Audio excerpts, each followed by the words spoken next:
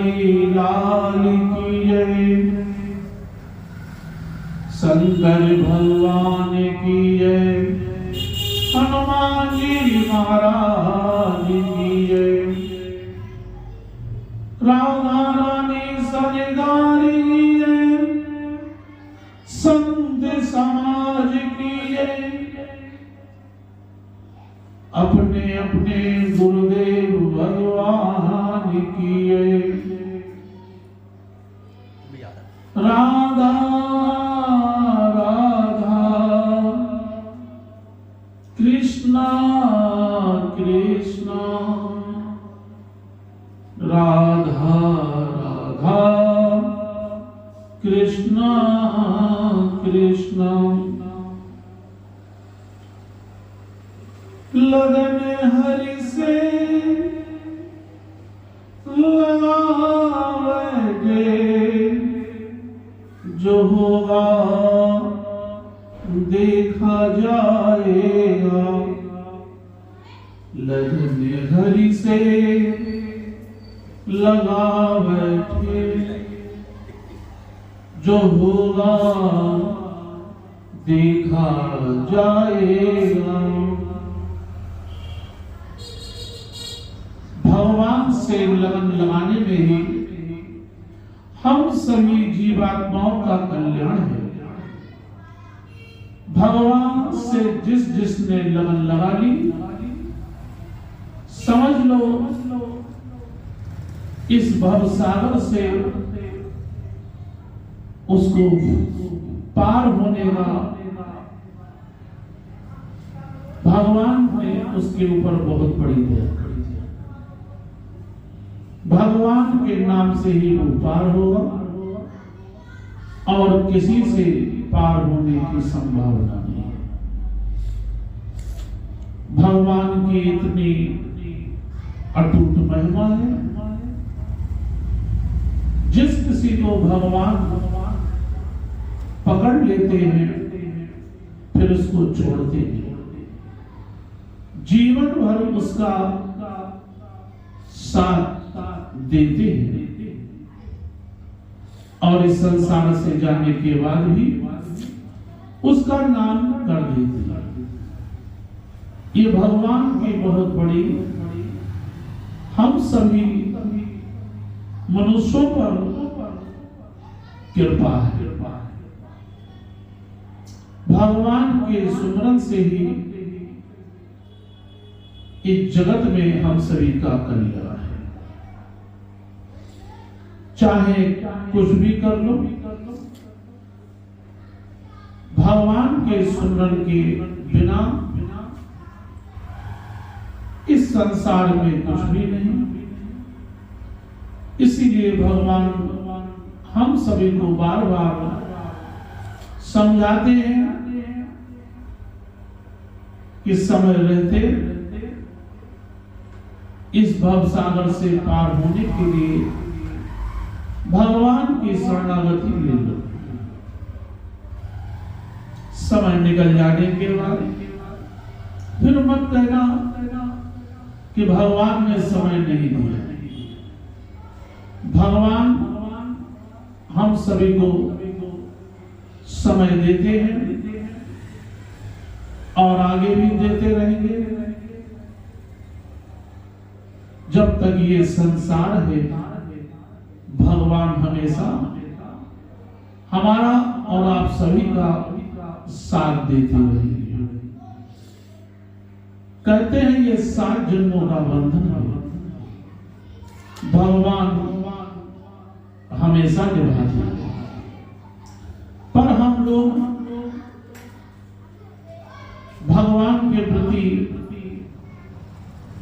आस्था, विश्वास, दया, श्रद्धा नहीं रखते। ये हमारे आपकी गलती है।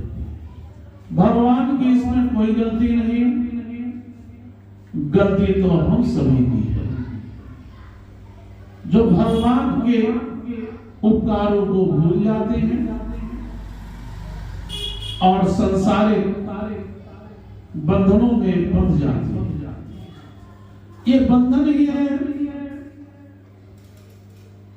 अपने अपने परिवारों में बंधे हुए हैं, अपने अपने व्यापारों में बंधे हुए हैं, अपने अपनी नौकरी में बंधे हुए हैं। कोई न कोई किसी न किसी तरह बंधा हुआ है। किसान अपने खेती में बंधा हुआ है। लेकिन भगवान कहते हैं किसी प्रकार बंधे रहो, इससे कोई फर्क वाली बात नहीं। लेकिन भगवान का नाम इन बंधनों में बंधे हुए भी हम सभी लोग ले सकते हैं। इतना समय हमारे आपके पास है, लेकिन निकालना नहीं चाहिए। भौतिक चीजें इकट्ठी करने के लिए हम सभी के पास समय बहुत है, लेकिन भगवान के नाम सुमरन के लिए समय नहीं, जो बहुत जरूरी है। इस भव सागर से पार करने के लिए भगवान का नाम ही काम आएगा। बाकी जितनी भौतिक चीजें हैं, परिवार है, संपत्ति है, ये कुछ भी काम आने वाला नहीं। व्यर्थ है, यह टूट सकता है, कोई काम नहीं आएगी। लाख प्रयास करके देख लो। संतों की वाणी, पुराणों ग्रंथों की, जो पहले से ही भगवान ने ये लीलाएं लिख दी कि ये सब होना है तो होके रहे। इसीलिए भगवान कहते हैं इस योनि को अच्छी तरह से धर्म समझकर इसका सदुपयोग करो, दुरुपयोग ना करें। इस शरीर से अच्छे अच्छे कार्य करें। भोजन तो हम सभी लोग यही सोचते हैं खूब अच्छा और स्वादिष्ट हो, लेकिन भगवान के नाम के लिए नहीं विचार करते हैं। जो कि भगवान का नाम बहुत मीठा और बहुत प्यारा है। इससे मीठा, इससे प्यारा, इससे सुगंधित, इससे शीतलता, इससे तेज कोई चीज इस संसार में नहीं। जो भगवान के लिए जान लिया जिस किसी ने, वही जानता है और उसका अनुभव करता है कि भगवान कितने प्यारे, कितने निराले, कितने सुंदर। संसार में ऐसी कोई वस्तु नहीं जो भगवान का मुकाबला कर सकता। भगवान ने सृष्टि बनाई, सुंदर सुंदर चीजें हम सभी को प्रदान की। जिसकी जैसी हैसियत उसी प्रकार वो भौतिक चीजों से खेल रहा है। और भगवान संसार को बचा है। भगवान के पास एक ऐसी डोरी है जो दिखाई नहीं पड़ती, और हम सभी नाचते रहते हैं। जैसे मदारी अपनी कला से जो भी साधन उसके पास है उसको नचाता रहता है। लेकिन दुर्भाग्य हम लोग समझना ही नहीं चाहते, क्योंकि इतने योग हो गए हैं। हम सभी लोग ये सोचते हैं कि क्या हमें पता नहीं, ये सब पता है तो करते क्यों नहीं, प्रयास करते नहीं, पता है। भगवान भगवान कहते हैं संत महापुरुषों की शरण में ही कल्याण का साधन है। और भगवान बार बार इसीलिए समझाते हैं कि जाओ किसी महापुरुष की शरण में तुम्हारा उद्धार होगा। ना जाने किस रूप में भगवान की प्राप्ति हो जाए, इसीलिए किसी की निंदा, किसी की हंसी नहीं उड़ानी चाहिए। कब कौन किस समय क्या हो जाए कुछ पता नहीं। इस संसार है और भगवान की माया है। इस माया जाल से जो मनुष्य इस धरती पर निकले उनकी अनेकों चर्चाएं हैं। इतनी चर्चाएं हैं, कहते हैं महापुरुष जीवन निकल जाएगा, लेकिन संत महात्मा भक्तों की चर्चा कभी खत्म नहीं होगी। कहने को पुराण कथाएं सत्संग होती हैं 7 दिन में, 9 दिन में, कोई 11, कोई 15 दिन में, कोई महीना में। ये तो थोड़ी देर के लिए है, सारा जीवन निकल जाएगा और पुराणों की कथा कभी समाप्त नहीं होगी।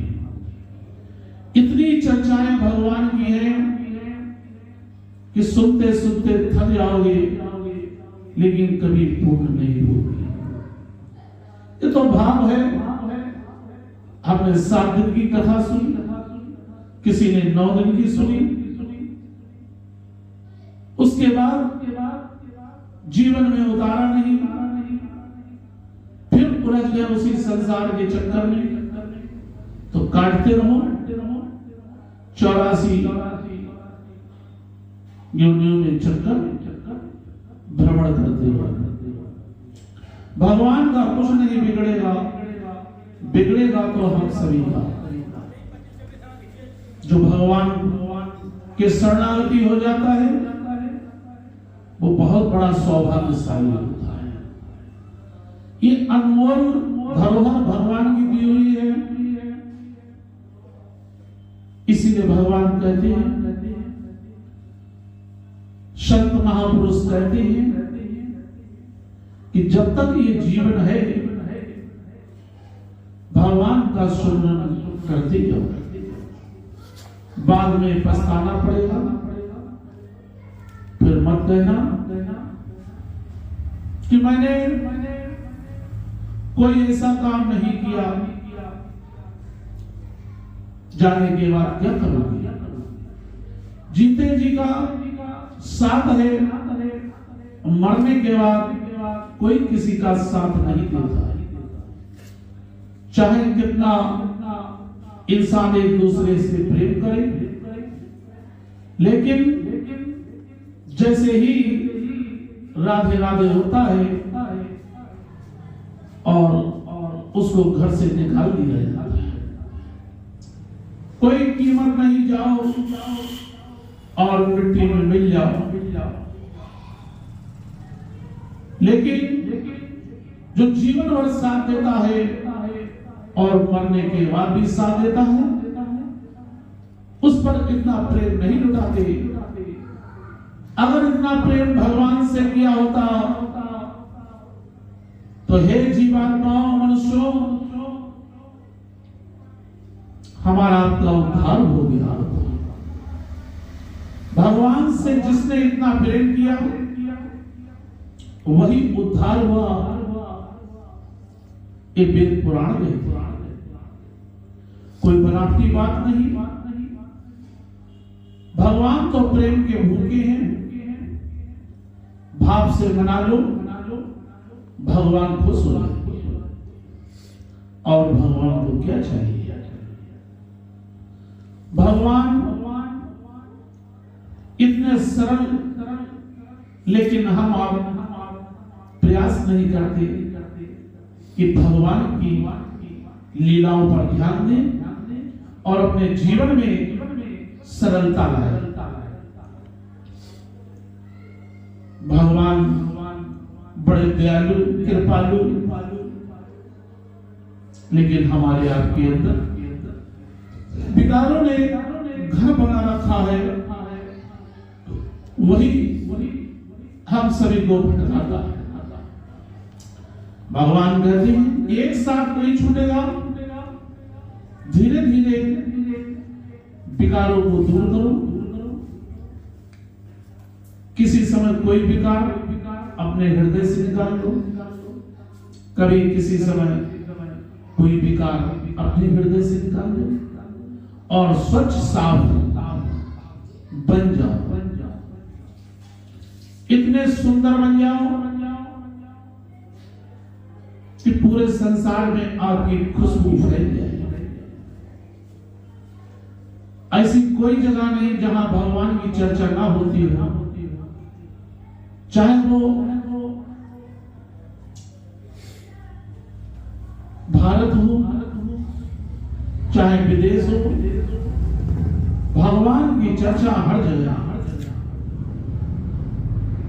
जो जिस बोली को बोल लेता है, उसी बोली में भगवान को कहता है, शुक्रिया अदा करता है। डॉक्टर भी लास्ट में कह देता, भगवान मालिक हमने बहुत प्रयास किया जीवन दान देने के लिए, लेकिन अब तो भगवान ही मालिक है।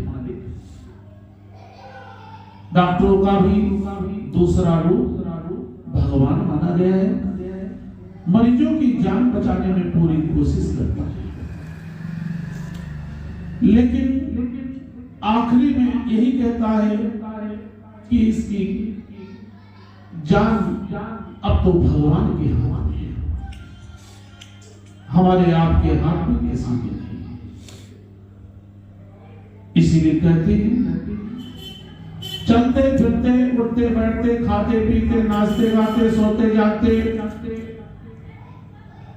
नहाए हो या ना नहाए हो, भगवान का नाम लेने में कोई बुराई नहीं।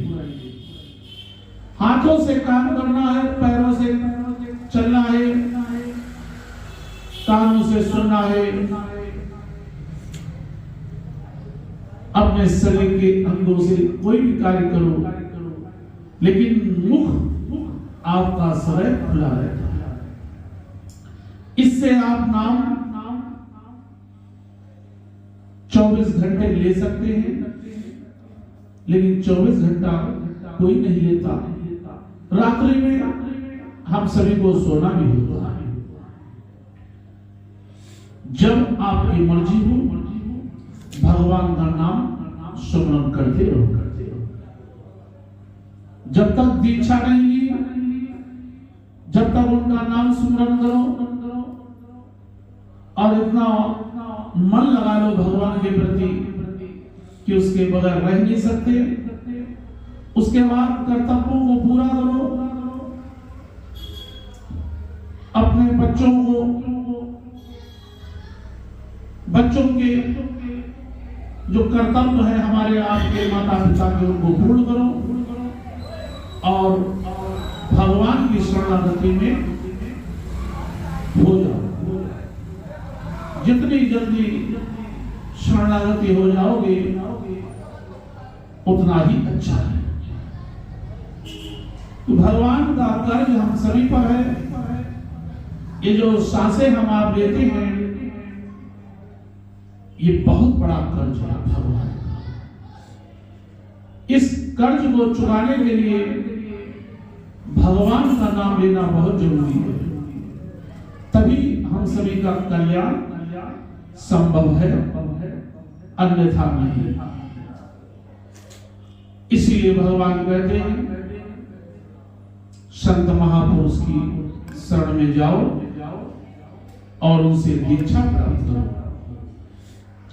दीक्षा प्राप्त करने के बाद गुरु जी ऐसा मंत्र देते हैं जो हमारा आपका मन बहुत जल्दी भगवान की ओर खिंचा चला जाएगा। मंत्र में कितनी ताकत है, विचार करो। महाभारत में कुंती ने मंत्रों से ही सूर्यदेव को बुला लिया था। मंत्र में बड़ी ताकत है, मंत्र की महिमा बड़ी निराली है। हम सभी लोग कोई ना कोई मंत्र करते हैं, ये सब मंत्र ही है। राम को राधे श्याम, सीताराम, ओम नमः शिवाय, ओम नमो भगवते वासुदेवाय नमः। चाहे कोई भी आप मंत्र ले लें, रटते रहे, और जब खूब लेने लगे, भगवान के प्रति आस्था बढ़ने लगी, तो दीक्षा जीवन में बहुत जरूरी है। वो भगवान के करीब हम सभी को ले जाती है। राम, इसीलिए भगवान कहते हैं भगवान की शरणागति में ही कल्याण है, किसी और में नहीं। लाख प्रेम करो सबसे, परिवार है, किसने मना किया किसी से प्रेम ना करो, लेकिन प्रेम जो सत्य का प्रेम है वो सिर्फ भगवान से होना चाहिए। ये तो संसारिक प्रेम है, और भगवान परम ब्रह्म परमात्मा है जो सभी के पिता है, सभी की माता है। वही माता है, वही पिता है। भगवान की महिमा बड़ी निराली है। भगवान से डरने वाला कोई गलती नहीं करता, और जो भगवान से नहीं डरता वो गलतियां करता रहता। कभी कोई गलती, कभी कोई गलती, कि उसे डर ही नहीं भगवान से। और जो भगवान से डरता है वही तो संत, महापुरुष और भक्त बनता है। वो भगवान से डरेगा और संसार में किसी से उसका भय निकल जाएगा। चाहे कोई उसके सामने आ जाए, वो डरेगा नहीं। भगवान के प्रति उसकी आस्था और विश्वास है, उसका साथ भगवान देंगे। इसीलिए भगवान के भक्तों और संतों को कोई डर नहीं लगता, भय भगवान निकाल देते हैं। क्रोध, लोभ, लालच, ईर्ष्या, जलन, निंदा, ये सब भगवान दूर कर देते हैं। इतने दयालु भगवान है, और इसमें कोई पैसा भी नहीं लगा, निःशुल्क हम सभी को मिलता है,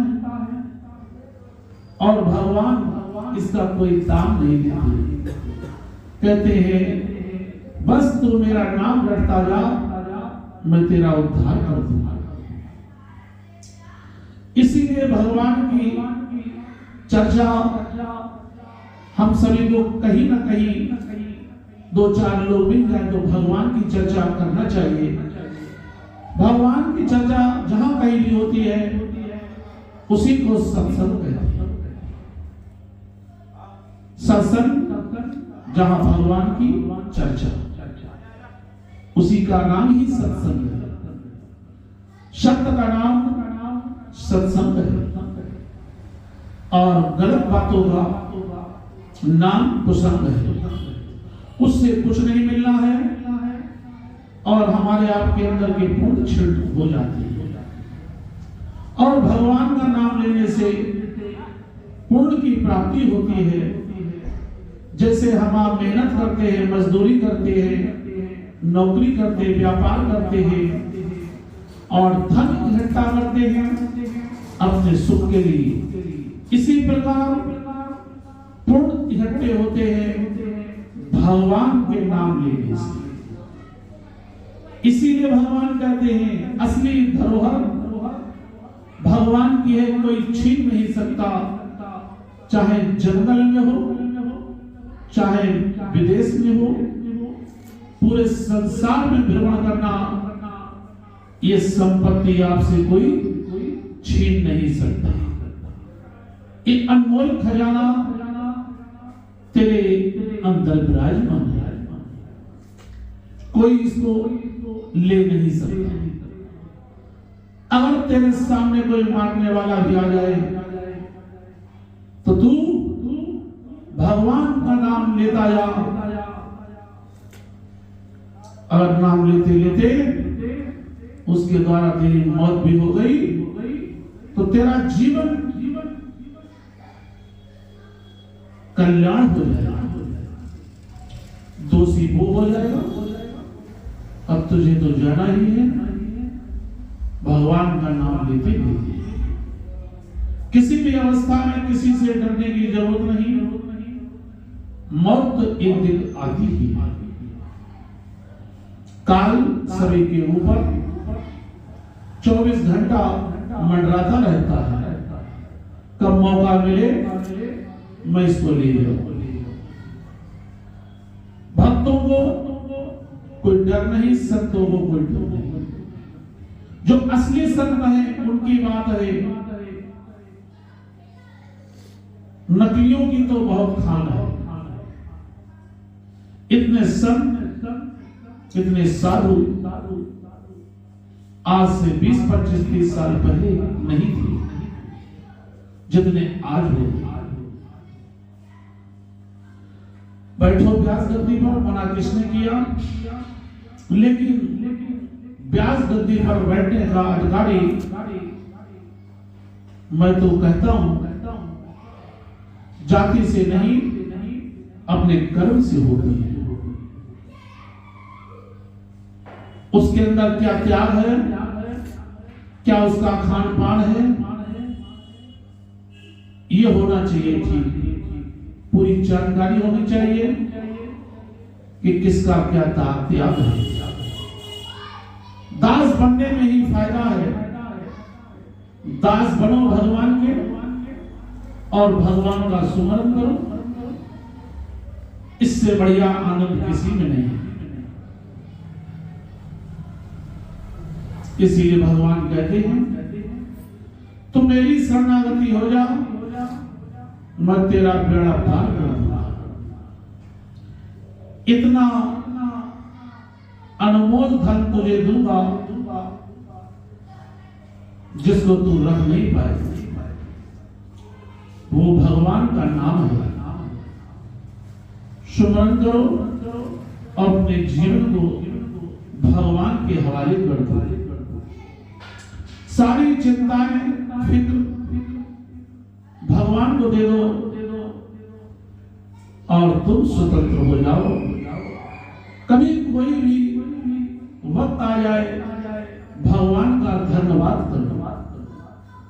जो कुछ हो रहा है भगवान की इच्छा से, ये कहना चाहिए।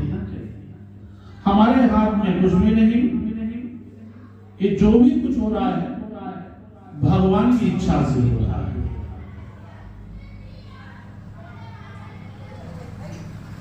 इसी से कहते हैं भगवान किसको किस समय क्या बना दे कोई भरोसा नहीं। मैं भी एक बहुत बड़ा व्यापारी नहीं तो छोटा मोटा व्यापारी था। अब मैं व्यापार नहीं करता, भगवान का सुमरन करता हूं और भगवान के चरणों में पड़ा रहता हूं। जो मिल जाए उसे स्वीकार है, जो ना मिले कोई शिकायत नहीं, कोई चिंता नहीं, कोई फिक्र नहीं। अब तो भगवान के नाम में ही आनंद है। हम भगवान के बहुत बड़े कर्जदार हैं, जो उन्होंने मुझे सारे बंधनों से मुक्त कर दिया, चाहे वो परिवार हो, व्यापार हो। अब मुझे किसी बात की चिंता नहीं, चाहे मैं जंगल में पड़ा रहूं, वहां भी मंगल होगा, और चाहे अपने घर में रहूं वहां भी मंगल होगा। अब चिंता किस बात की, जब भगवान की शरणागति होना। लाख कोई बुराई करे, लाख कोई गालियां दे, उनको मैं प्रसाद समझकर अपने जीवन में रख लूंगा। ये टूट सकता है। और क्या चाहिए? कुछ ना कुछ कोई ना कोई मुझे देगा, मैं प्रसाद समझकर स्वीकार करूंगा। इसी प्रकार एक भक्त की चर्चा है, वो इस प्रकार है। भक्त पीपाजी सदगुरु नामदेव देव जी महाराज के अवतार धारण से कोई 43 वर्ष पहले जब गुरुदेव सदगुरु आए थे, उस समय की बात है। उससे भी 43 वर्ष पहले की गन्नौर राजस्थान में एक राजा हुआ जिसका नाम पीपा था। अपने पिता की मृत्यु के बाद वो राज तख्त पर विराजमान हुआ।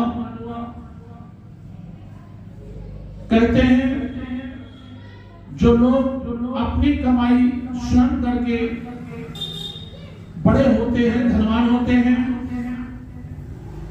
उनको पता लगता है कि पैसे की वैल्यू क्या है। ये बिल्कुल सत्य है। और जिस राजा के पुत्र को अपने पिता के मरने के बाद राज मिल जाए तो वो कैसे हजम कर पाएगा। उसी की चर्चा ये भक्त पीपा जी की इसमें दी हुई है।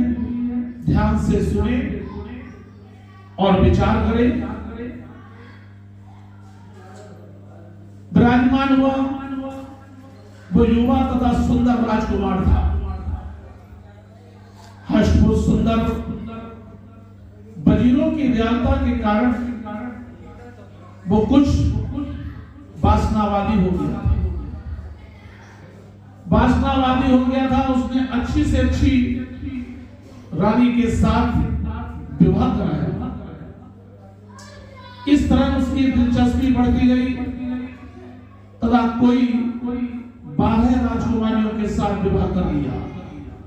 एक नहीं, दो नहीं, उसके पिता के मरने के बाद उसके 12 रानियां थी। उनमें से एक रानी जिसका नाम सीता था, अत्यंत सुंदर थी। उसकी सुंदरता तथा उसके हाव भाव पर राजा इतना मोहित हुआ कि तीन दुनिया को ही भूल गया।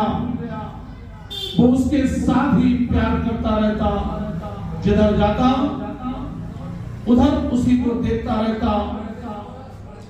उसके सिवाय उसको कुछ अच्छा नहीं लगता। वो भी राजा से अटूट प्यार करती थी। जहां पीपा राजा था और राजकाज के अतिरिक्त स्त्री रूप का चाहवान था, वही देवी दुर्गा का भी उपासक था। मां भगवती की पूजा बड़े प्रेम भाव से करता था। उसकी पूजा करता रहता। दुर्गा जी की पूजा के कारण अपने राजभवन में कई साधुओं तथा भक्तों को बुलाकर भजन सुनता और भोजन कराया करता है। राजभवन में ज्ञान चर्चा होती रहती, यानी कि सत्संग होता रहता।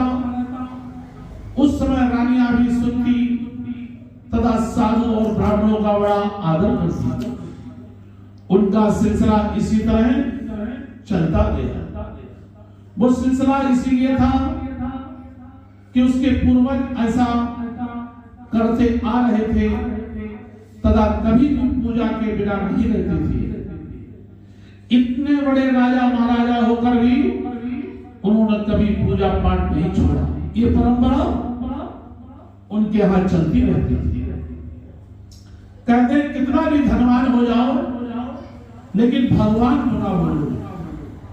जो भगवान को भूल जाता है उसका तो बेड़ा गर्क हो जाता है।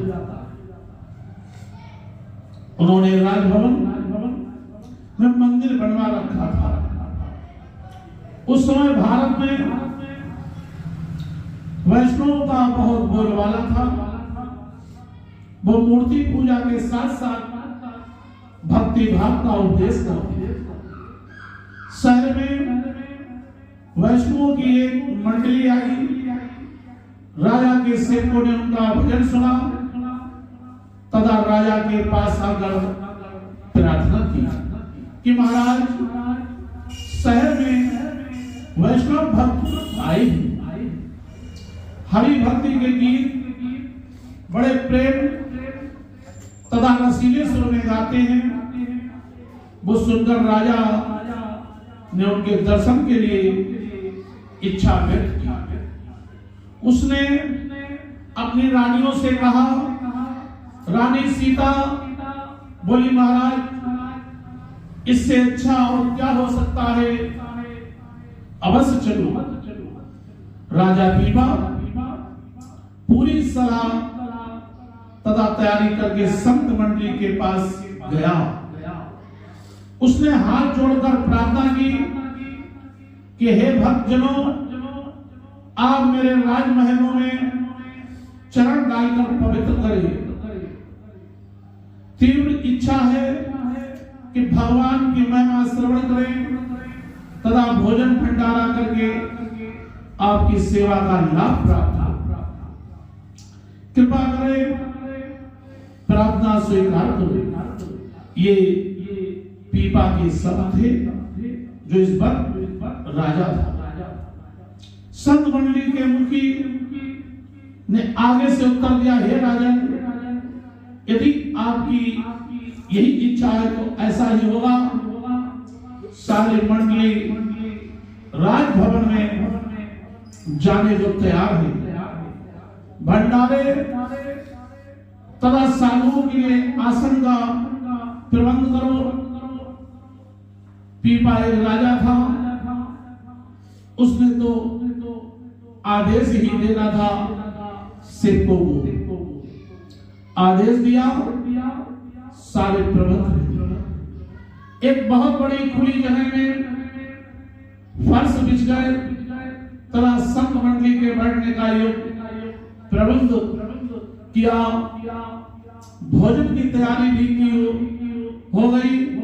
संत मंडली ने ईश्वर उपमा का यश किया, भजन गाए तो सुनकर पीपा जी बहुत प्रसन्न हुए। संत भी आनंद मंगलाचार करने लगी। पर जब संतों को पता लगा कि राजा सिर्फ मूर्ति पूजा तथा वासनावादी है तो उनको कुछ दुख हुआ। उन्होंने राजा को हरि भक्ति की तरह लगाना चाहा। उन्होंने परमात्मा के आगे शुद्ध हृदय से आराधना की कि राजा दुर्गा की मूर्ति की जगह उसकी महाशक्ति का पुजारी बन जाए, जैसे सदगुरु जी का हुक्म है। हम डाड़ी हरि प्रभु कसम की नित गावे हरि गुण क्षमता। हरि कीर्तन करे हरि जस सुनवति सुकबला कंता। हरिदाता सब जगत विकारिया मंगत जन जनता। हरि देव दान दयाल होई मिची पाथर कृम जनता। जन नानक नाम ध्याया गुरुमुखी धनवंता। उन हरि भक्तों की प्रार्थना प्रभु परमात्मा ने सुनी। राजा पीपा को अपना भक्त बनाने के लिए नींद में एक स्वप्न द्वारा प्रेरित किया। उस सपने की प्रेरणा से राजा का विशेष प्रभाव पड़ा। राजा को स्वप्न आना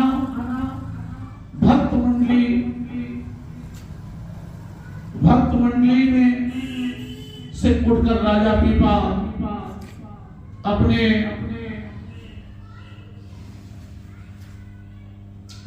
आराम करने वाले शीर्ष महल में आ गया।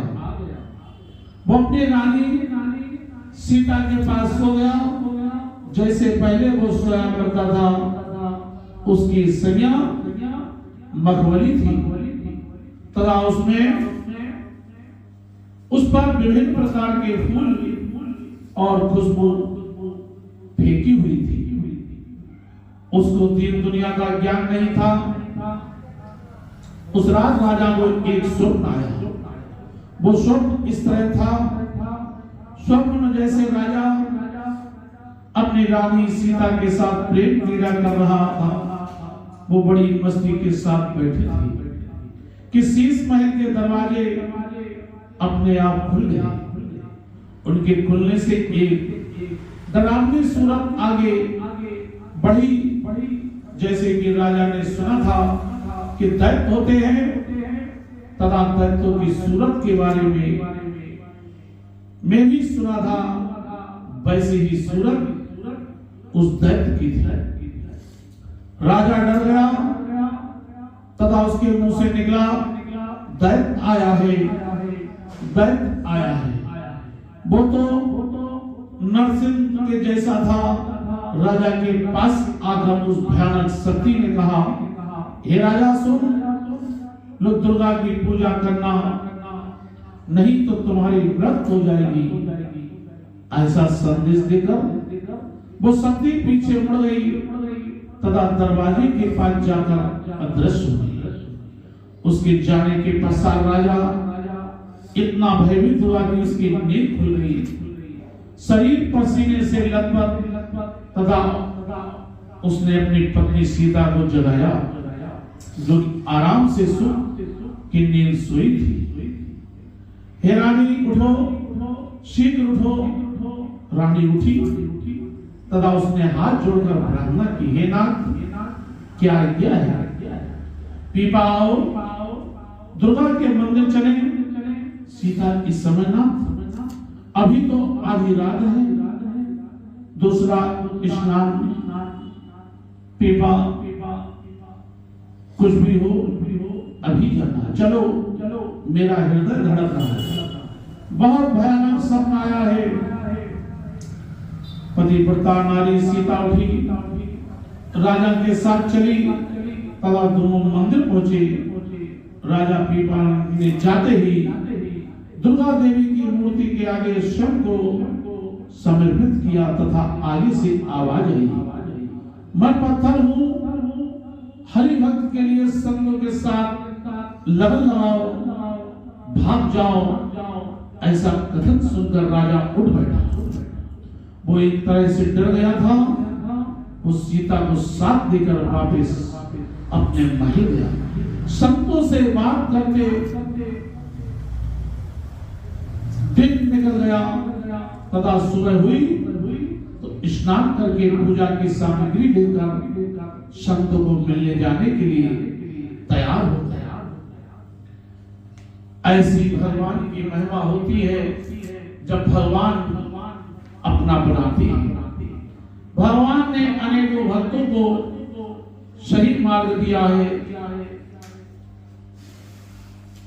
इसीलिए भगवान कहते हैं भगवान की महिमा बड़ी निराली है। भगवान की शरणागति में ही उद्धार है। जब तक हम आप अज्ञान में जी रहे हैं तब तक हम सभी को कुछ लाभ होने वाला नहीं। जब अज्ञानता से निकल जाते हैं तो भगवान की असली शरणागति मालूम होती है। जब हमारे आपके अंदर बदलाव आने लगे तो समझना चाहिए कि भगवान की हम सभी पर कृपा हो रही है।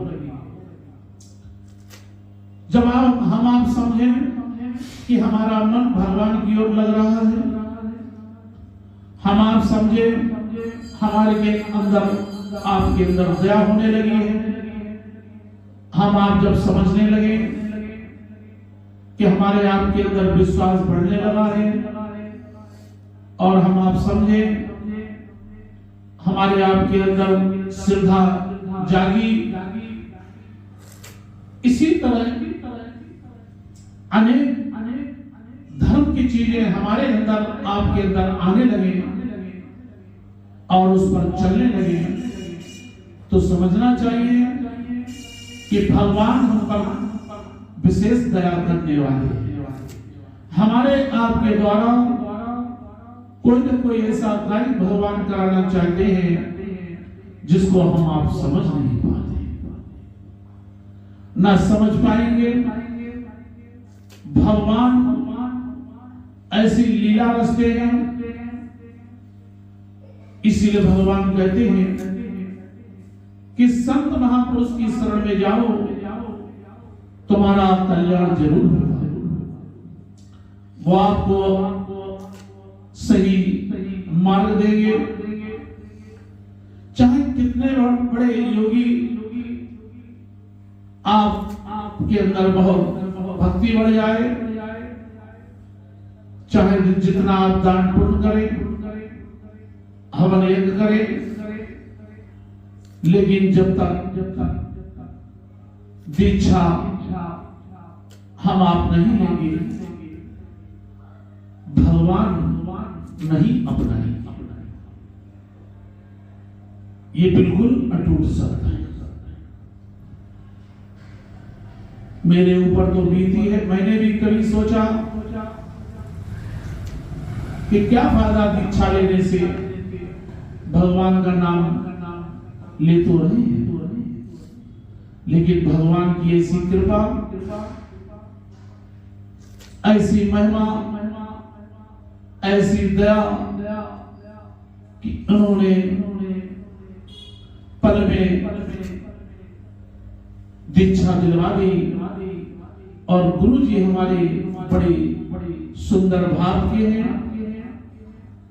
94 साल में पढ़ गए हैं और उनके शिष्य 50 वर्ष के हैं और दोनों लोग ब्रह्मचारी हैं। ब्रह्मचारी गुरु महाराज की बड़े भाव से उनके दर्शन होते हैं, उनकी सेवा में लगो तो आनंद आता है, जैसे भगवान की सेवा हो। कहते हैं भाव से ही भगवान की प्राप्ति होती है और भगवान कृपा करते हैं तो संतों से मुलाकात होती है। इसीलिए कहते हैं कि भगवान की शरणागति हो जाओ, सब अच्छा होगा, सब मंगल होगा, किसी प्रकार की कोई कमी नहीं होगी। भगवान दयालु है। भगवान तो चाहते हैं मेरा कोई दास लगे, मैं उसके के लिए गले लगा, लेकिन हम आप बनना नहीं चाहते। मैं तो कहता हूं, हे प्रभु, आपने बहुत बड़ी कृपा की, जो अपने चरणों की रज मुझको प्रदान की।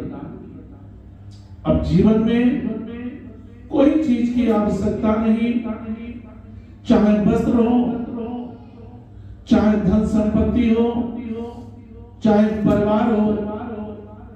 अब जो कुछ है मेरे बांके बिहारी और राधा रानी की शरणागति, इसी में मन लगे।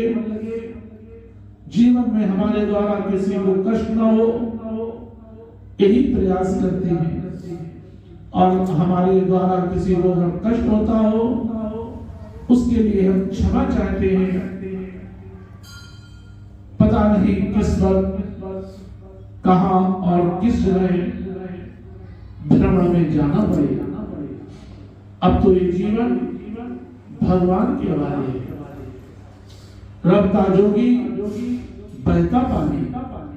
हमको तो 3 आश्रम निभाने हैं, गृहस्थाश्रम, वानप्रस्थाश्रम और सन्यासी आश्रम, इन तीनों को लेकर चलना है।